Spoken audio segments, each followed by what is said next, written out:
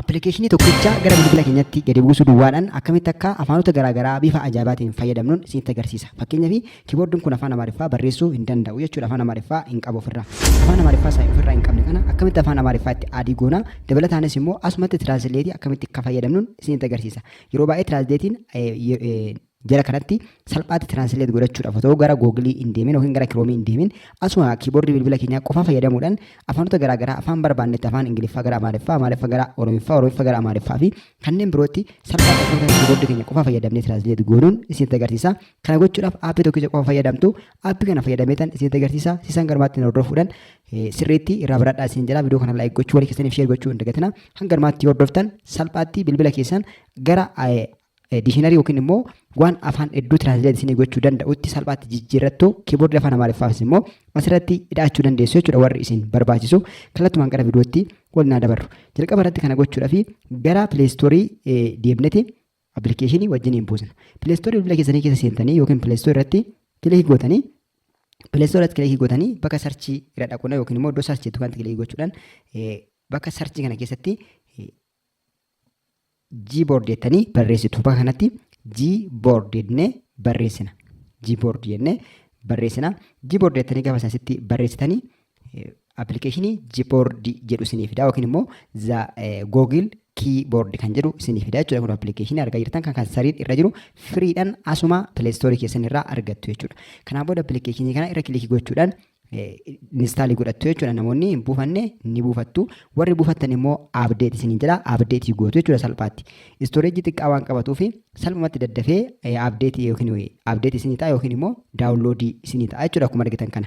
Kana qofa buufachuudhaan bilbila keenya akka tiraansleetarii adda addaatti fayyadamuu dandeenya akka barbaannetti. Gaafa nuti oromiffaan barreessinu inni immoo amaariffaan nu barreessa jechuudha. Kiiboordii bilbila keenyaa qofa fayyadamuudhaan jechuudha. Kanaan booda kana erga buufattaniin booda instaalii adda gootaniin booda ooppenii gootu jechuudha. Fakkeenyaaf ammaa kan kiyya instaalii gochaa jira yookiin immoo buusaa jira jechuudha. Dursa akka gaariitti waan itti fayyadameef ani immoo isin barsiisuufaan irraa dileetii godhe. Kanaaf isin appilikeeshinii kana qofaa buufachuudhaan bilbila keessanii afaan kamiyyuutti tiraansleetii gootanii fayyadamuu dandeessu. Dabalataanis immoo kiiboordii bilbila keessanii irratti afaan Amaariffaa adii gootu jechuudha. Kun akkananii akka amma argaa jirtan kana kan kiyya amma afaan Amaariffaa ofirraa hin qabu hedduu. Nama rakkisa afaan Amaariffaa barreessuu yoo barbaade gonkumaa afaan Amaariffaa ofirraa hin qabu akka argitan kan afaan Oromiffaa duwwaadha. Kun akkamitti afaan Amaariffaa afaanota garaagaraatti jijjiiruu dandeenya. Akkasumas immoo aayikanii tiraansleetarii adda addaa akkamitti jalatti aadee akka godhanuun salphaatti isinitti agarsiisa. Appilikeeshinichi bu'ee waan jiruuf gara appilikeeshinii kana deemeen ooppenii goonee gara keessaa seenna. Edda kanatti appilikeeshinii buuftaniin booda yookiin appilikeeshiniin akkanatti bifa kanaan edda bu'ee ooppen isiniin jedheen booda keessaa baanee gara bilbila keenyaa siitingii bilbila keenyaa seenna. Siitingii bilbila keessanii karaalee adda addaatiin seenuu dandeessu jechuudha. Siitingii bilbila keenyaa kana keessa seenneti waan sirreessinu ana duukaa sirreessitu. Siitingii irratti kilikii gootanii gara keessaa akkuma seennan bakka sarchiitti yookiin bakka sarchii kan hin jiru kanatti iddoo sarchiitti kiiboord jenneeti sarchii goona. Akkanatti kiiboord jettanii sarchii gootu yookiin kiiboord jennee barreessinaa jechuudha. Gaafa isin kiiboord jettanii barreessitan ofuma isaatii yeroo itti godhee isinii fida jechuudha. Kiiboordii default kiiboordii kan jedhu isinii fida. Iddoo akka kanatti isinii fidee booda akkanatti fidee asitti kiiboordii list and default jedha. Iddoo kanatti kilikii gootu yookiin immoo general management kan jedhu irra kilikii gootu namoonni isa kanan arganne kan isin argattan general management kan jedhu kan argattu general management kanatti kilikii gooneeti gara keessaa seenna. Gara iddoo kiiboordii list and default jettu kana yookiin immoo default keyboard kan jedhu yoo bilbila keessan irra jiraate default keyboard irratti kilikii goona. Isarratti kilikii gootanii akkanatti dhuftanii jala kana iddoo Gboard jettu kana ooppenii goona jechuudha. Ishii kana banaa goona. Kanii kana banaa gootanii asitti OK jettuuni. Akkanatti edda Gboardiin kun fuuldura isaa banaa ta'een booda amma iddoo default keyboard jedhu kanatti kilikii goona. Default keyboard iddoo kanatti kilikii goona. Default keyboard irratti kilikii gootanii eessara keenya iddoo Gboard iddoo kanarra keewwattu. Fakkeenyaaf asitti Gboard kan jiru kanarra kaayetan jira jechuudha. Gboard irraa akka kanatti edda keenyaan booda yookiin immoo bakka Gboard kanatti kilikii gootu. Yoo asii kilikii isinii ta'uu dide gubbaa kanarraa kilikii taasistu jechuudha. Kanaaf bakka Gboard kanatti kilikii al takkicha goona. Edda kanatti kilikii gootaniin booda edda kilikii gooneen booda add keyboard kan jedhutu jira. Add keyboard kan jedhu kana irra kilikii gooneet iddoo sarchii kana dhufnee Amaarik kan jedhu filannaa. Fakkeenya kun amma Amaarinyaan as jira. Afaan Oromootis Amaarik jettanii yoo afaan Ingiliffaatiin barreessitan salphaatti isinii fida jechuudha. Bakka sarchii kanatti yoo barbaachisaa ta'e Amaarik jennee barreessinaa jechuudha kanatti. Gaafa isin Amaarik jettanii kanatti barreessitan kanatti Amaarinyaa jedhee fidaa irra kilikii goone kanatti irra kilikii gooneen booda dhufnee jila isaatii danii goonaa jechuudha. Jila kana danii goone kanatti aadii irratti nu ta'een booda jila kana dhufnee dan jennaan. Dan jenneeni kanatti xumureen booda gara duubaa baakii goonaa jechuudha. Gara duubaa baakii goona. Asirrattis yoo goone yookiin immoo isa jalqabaa default irrattis yoo goone jiboordi irra kaawwachuu qabnaa jechuudha hunduma isaayyuu.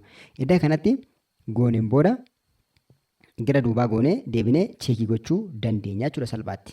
Gara duubatti baakii goonee cheekii haa goonu. Gara duubatti deebinee cheekii gaafa goonu amma as gaafa irra deddeebinee as xunnu amma afaanota adda addaa nuuf fidaa jechuudha. Afaanota garaagaraa nuuf fida. Afaan Amaariffaa, Ingiliffaa fi Amaariffaa maaltii laangujii nuuf fida jechuudha. Bakkuma boordi kanarra kilikii gaafa goonu salphaatti gara duubatti nu deebisaa gara fuulduraatti akka barbaannetti afaan barbaannetti nu jijjiiruu danda'a jechuudha. Salphaatti afaan Amaariffaa itti aadii godhachuudhaaf yookiin afaan Amaariffaa bilbilli gaafa nu barreessuu didu kanatti appilikeeshinii tokkitti kana qofaa fayyadamuudhaan afaanota adda addaa itti aadii godhachuu dandeenya. Yoo afaan Oromiffaarras kaa'uu barbaanne asuma gadi harkisnee afaan Oromiffaarra kaa'uu dandeenya. Yoo afaan Ingiliffaarras kaa'uu barbaanne idduma kanatti kilikii goone afaan Ingiliffaarras kaa'uu dandeenya jechuudha. Kanaaf akka kanatti salphaatti afaanota adda addaa itti hidhaachuu yookiin immoo afaanota adda addaa salphaatti fayyadamuu dandeenya. Akkanatti itti gargaaramuudhaan afaan barbaadan irra kaawwachuu dandeessu itti fayyadama. Yaada fi gaafii qabdan koomentii irratti nuuf qooda. Akkasumas kanaan wal qabatee wanti isiniif hin galle yoo jiraate immoo karaa keessaa nu dubbisa. Yaada keessan koomentii irra kaa'aa, laayikii sheerii gochuu hin dagatinaa. Namoonni haaraan sabskiraayib gochuudhaan maatii keessatti dabalamaa isin jira. Yeroo biraa barnoota biraa isin qabadhee dhufa. Nagaan naaf tura. Yoo wanti kun isiniif hin galle sirriitti naaf ibsaa. Akka gaariittan suuta isin barsiisa. Nagaan naaf tura. Yeroo gaarii iddoo biraatti wal agarra.